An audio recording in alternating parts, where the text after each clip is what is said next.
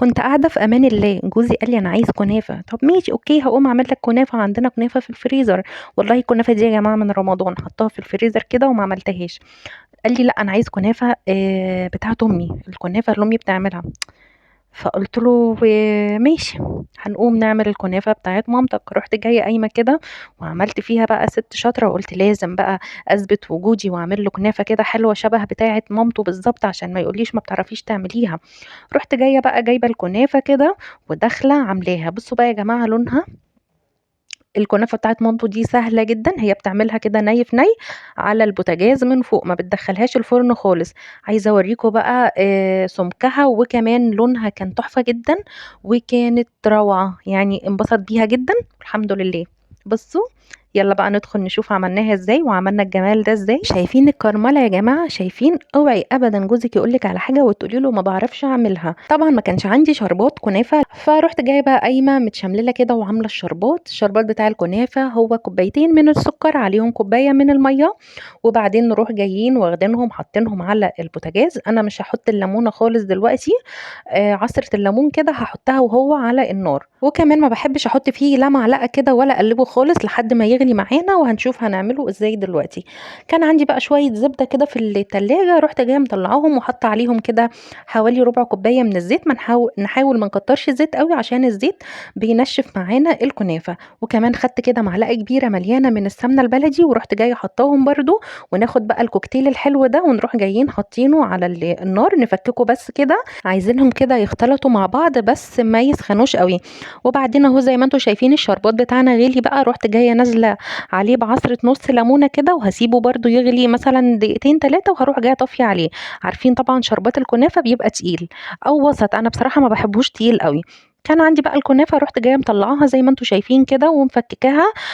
كانت سهلة جدًا لإن هي طبعًا كانت متفرّزة، فكانت سهلة جدًا إن أنتِ تفرميها كده بإيدِك، ما كانتش مستاهلة ولا محتاجة مثلًا كَبّة ولا أي شيء. حطيت عليها كده معلقة ونُص كبار كده من السكر البودر عشان خاطر بيخلّي لونها حلو جدًا، وبيساعد كده في إن هي تستوي بسرعة. ورُحت جاية بقى نازلة بالكنافة كلّها، بس أنا قلبتها بقى هنا في البولة دي، لإن الطبق التاني ما كانش واخد معايا أي حاجة، فحسيت كده إن أنا هابهدل الدنيا. وكمان بقى رُحت جاية جايبة الزبدة، حوالي كوباية إلا ربع من الزبدة، ورُحت جاية حاطاها على الكنافة ومقلبينها كويس جدًا، وحطيت كمان شوية من الزبدة في القعر بتاع الصينية. أنا هاعملها في الصينية على البوتاجاز زي ما قُلت لكم، مش هادخّلها الفرن خالص. خدت نُص الكنافة ورُحت جاية حاطاها كده وضاغطة عليها بالهرّاسة اللي أنتم شايفينها معانا دي. بجد الهرّاسة دي حلوة جدًا، بتخلّي الكنافة كده كلّها سُمك واحد. ورُحت جاية بقى حاطة المكسرات، كان عندي مكسرات من رمضان عيناهم كده مدكناهم، رُحت جاية جايباهم وحاطة عليهم رشة من القرفة. أنا باحب أحط قرفة كده في الحلويات، بتدّيها نكهة كده وبتخلّي طعمها حلو أوي. وحطيت بقى بقية الكنافة ورُحت جاية برضه نازلة عليها بالهرّاسة دي، كابساهم كويس جدًا، جدًا مع بعض عشان خاطر الكنافة كده تطلع معانا حتّة واحدة. وكمان رُحت جاية حاطة معلقة كمان من الزبدة على الوش، ونروح بقى على نار متوسطة، أقل من المتوسطة حاجة بسيطة. ونروح جايين حاطين الصينية زي ما أنتم شايفين. أنا مش هاحط الصينية كلّها كده مرّة واحدة، أنا هاسوّيها جزء، جزء، عشان خاطر يا جماعة ما تاخدش لون من حتّة والجزء التاني ما يبقاش واخد لون. التركة كمان اللي مامته بتعملها على الشربات، بتحط بدل الفانيليا بتحط كده معلقة حلوة كده من مَيّة الورد. أنا برضه بصراحة باحطها بقى لي فترة كبيرة. بُصّوا الشربات بقى تقل معانا وبقى شبه عسل النحل.